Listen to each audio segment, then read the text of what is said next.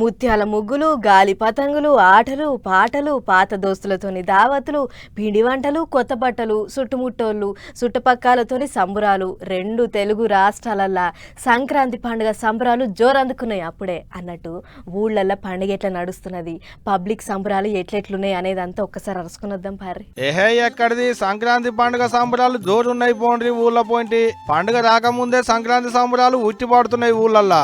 భోగి మంటలు, రంగురంగుల ముగ్గులు, గంగిరెద్దుల ఆటలు, హరిదాసుల కీర్తనలు, పతంగులు ఎగిరేసుడు, పరమాన్నం తినుడు, ఆడబిడ్డల ఆటలు, అక్కచెల్లెళ్ళ పాటలు, అమ్మలక్కల పిండి వంటలు. పండుగ కంటే ముందుగానే సంబరాలు జోరుగా చేసుకుంటున్నారు పబ్లిక్.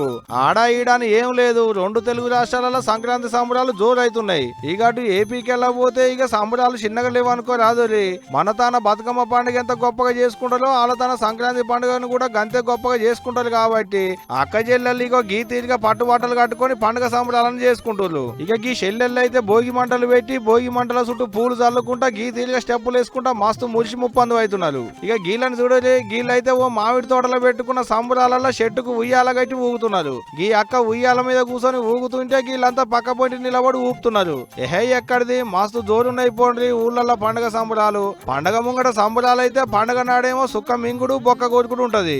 ఏదైతే గాని పండగ కంటే ముందుగానే ఇట్లా చేస్తున్నారంటే పండగ నాడు ఇంకెంత జోరున్నదో కదా.